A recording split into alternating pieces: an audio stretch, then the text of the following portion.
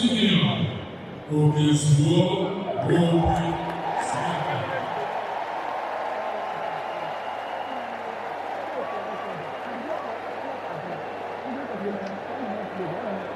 His middle name is very significant. Okezuo.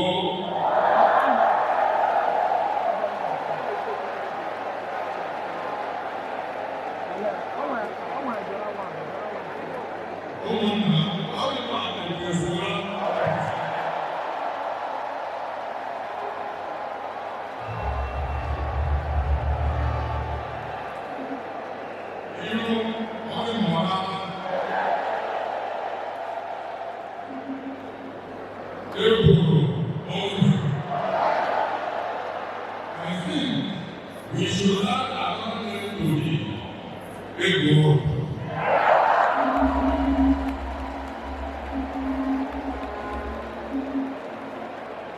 In all of this, I wish to thank the Holy Father, Pope Francis, who showed a special love for the Ahiara people throughout the crisis.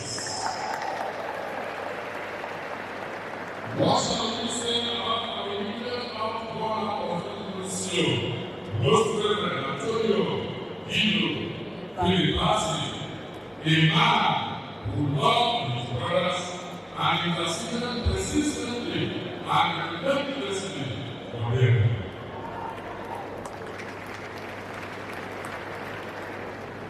The doubting Thomases should by now have known the previous intention of that apostolic administrator whose middle name again is very symbolic. He went to go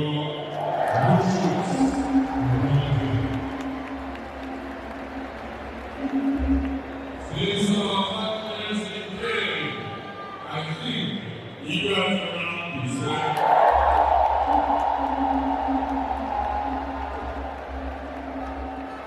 There are spoken others who of the nation here who contributed immensely to this unique day of celebration. They were the peace of Rafatan, for example.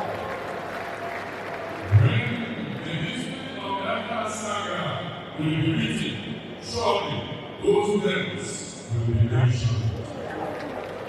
The church is wise and a wise mother and never makes mistakes. After 13 years of searching for someone who said on a mission that will not be able to believe in a state in Ahiara Diocese, her searchlight has fallen on you, my dear brother, Simeon Okezuo.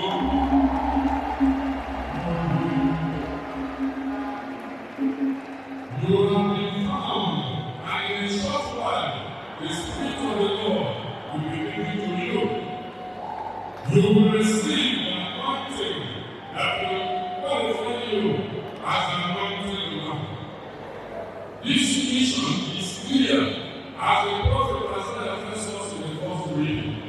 And this mission is to the afflicted Nigerians, beginning from Ahiara Diocese. Those who mourn, to whom you have announced the good news of God. You have a mission to reassure the people of God that the Christian message is always good news. The Christian message is always good news in time of birth and in time of death and in funeral. It is good news in time of good health and in time of sickness or poor health. It is good news in time of crisis, as in these past 30 years, and in time of joy, as we are witnessing these days. In every situation, the gospel remains good news. There are many people in Ahiara, including some of our priests, who have lost hope in God, in the church, in man, in themselves, because of the 13 years of crisis. There are many in Nigeria to whom life has become meaningless. Many are ready to cry. Many of our youths have no job after graduating from school many years ago. Your mission, my dear brother, is to bind the numerous hearts of our people that have been broken. Secures freedom to those in prison, liberty to thousands of our people held in captivity by Boko Haram, herdsmen, kidnappers, unknown gunmen, and bandits. You are being empowered today to speak out in the face of injustice, to join brother bishops in Nigeria to become the voice of the voiceless, and to cater for the many displaced Catholics who have become refugees in their own land. You will become today another voice to denounce the mindless and reckless killing of God and the destruction of property in our communities here in the Southeast and elsewhere in our land. You must continue to tell those criminals who are involved that the shedding of innocent blood is an abomination. Yahweh hates the hands that shed the innocent blood. Proverbs chapter 6 verse 17. And those who kill by the sword perish by the sword. Matthew chapter 26 verse 53. One of the radical teachings of the Second Vatican Council is the church's closeness to remind our society in times of joy and grief. In the words of Catholic Express number 1, the joys and hopes, the grief and anguish of the people of our time, especially those who are poor or afflicted, are the joys and hopes, the grief and anguish of the followers of Christ as well. As the chief shepherd and pastor, you have to give constant attention to the socio-political situation of our country. We as the pastors cannot speak on the fence and turn our backs on oppression, exploitation, corruption, and the suffering of the masses. We can become advocates in favor of the poor, the weak, the oppressed, and the marginalized. But it is only a good shepherd who can do all this. This is where your chosen gospel text, John 10, verses 11 to 16, becomes relevant. Jesus draws the contrast between the good and the bad, the faithful and the unfaithful shepherd. The shepherd was absolutely responsible for the sheep. If anything happened to the sheep, he had to produce some kind of proof that it was not his fault. The prophet was to speak about the shepherd rescuing 2 legs or a piece of an ear out of the lion's mouth. Compare Amos chapter 3, verse 12. The Lord is laying it down. If it is my business, let it bring it as evidence. Exodus chapter 22, verse 13. It means that the shepherd must bring you proof that the sheep had died and that he had been unable to prevent the death.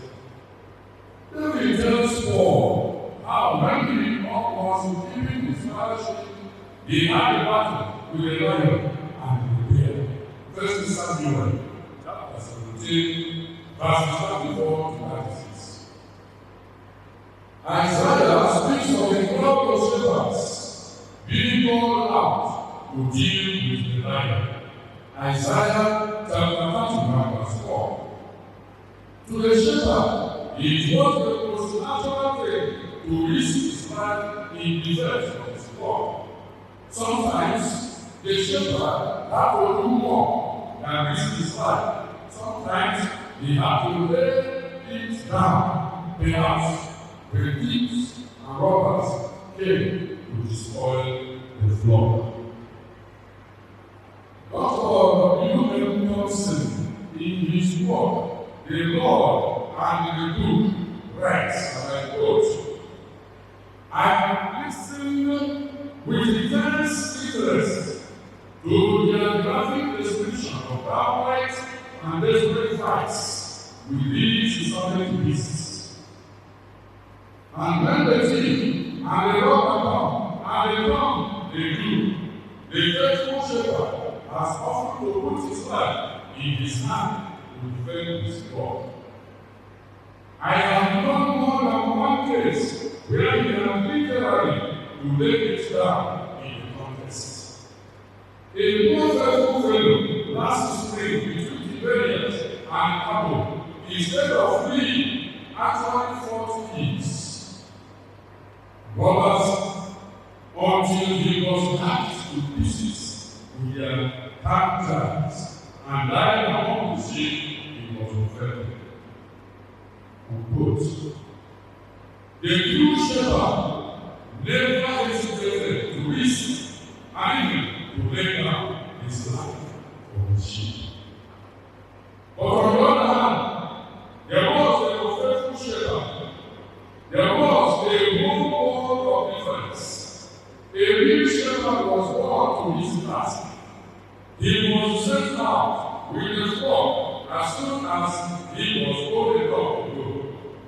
The sheep became his true friends and his true companions.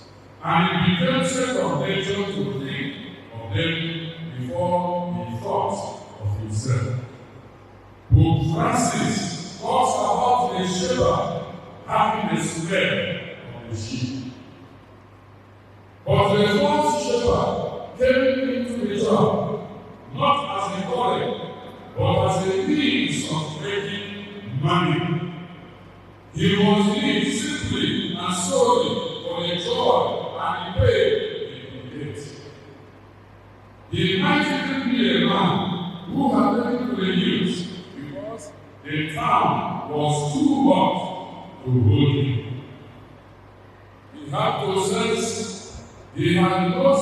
of the height and responsibility of his task. He was only a hireling. This is exactly what St. Peter means when he admonishes us in our second reading. Give a shepherd's care to the flock of God, and that is entrusted to you. Watch over it, not simply as a duty, but gladly as God wants. Not for solid money, but because you are eager to do it. In a town in Israel called Ecclesiae, they were having trouble with their minister, with their priests, and it was the cost of all kinds of such trouble. It was about money. One man rose up and said bitingly, "Give the hireling his wage and let him go." Jesus' point is on the man who works only for a reward, thinks chiefly of the money. The man who works for God thinks chiefly of the people he is trying to serve.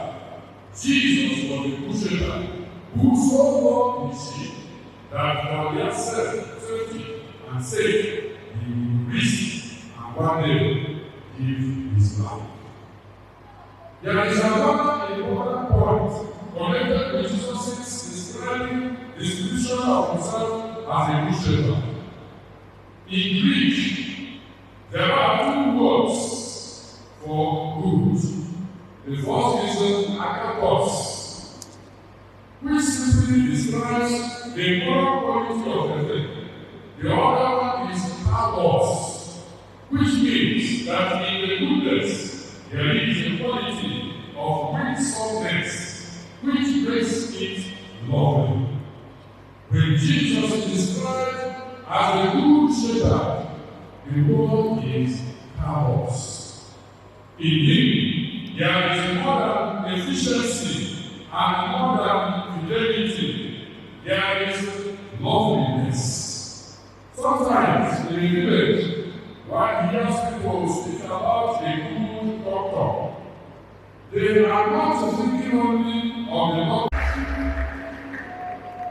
At this point, I wish to congratulate the late faithful of Ahiara for their deep-rooted faith, which nothing, not even the Episcopal crisis, will shake.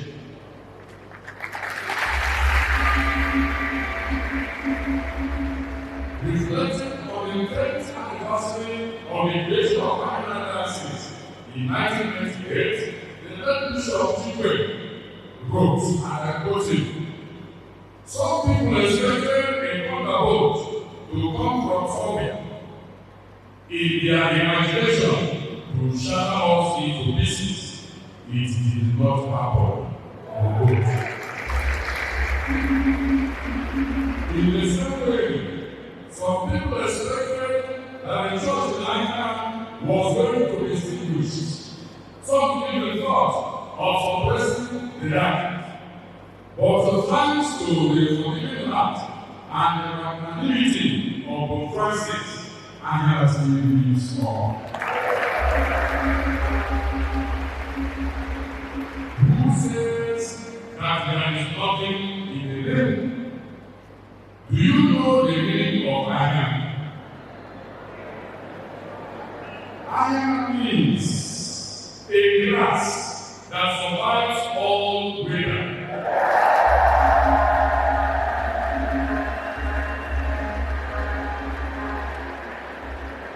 And this grass grows on all kinds of soil and even on rocks. Only a few narcissus would have survived such a fierce crisis that at the end produced a cardinal and vision of the bishop.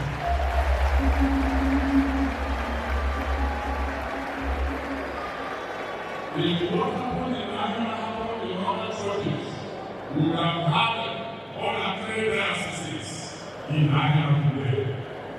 But God is great. The mother church is never in a hurry and never late in doing anything that concerns faith and morals.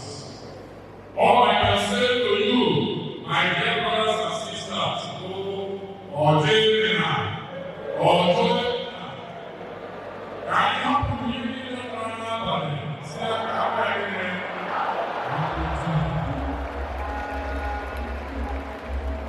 To my young priest of Ahiara Diocese, you now have a vision. For the last 13 years, all we my sheep have gone astray, and some happened like bishops in their parishes. Right from now, right from today, right from here, there is a bishop in Ahiara Diocese.